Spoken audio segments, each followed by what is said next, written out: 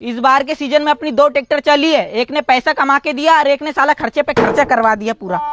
गांव में रोला जमाने के लिए समूह से लोन उठा के सेकंड हैंड ट्रैक्टर खरीद लिया, लेकिन समूह का किस्त पटाते पटाते पूरी हालत पतली हो गई। अभी आते होंगे किस्त वाले।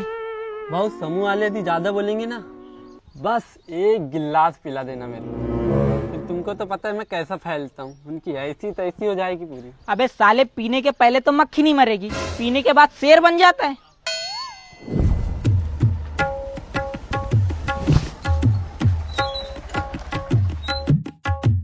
लो भैया आपकी किस्त के पैसे।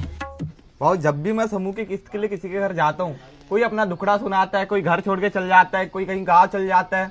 एक तुम हो जो ईमानदारी से पैसे दियो। I love you. मेरे भाव को क्या चोर चुरकट समझ रहे हो? अबे चोखा हिसाब रखता है, बस मेरा ही हिसाब नहीं करता। अबे तेरे ही मजदूरी के पैसे तो किस्त के लिए बचा के रखा था। गजब टू भी बात।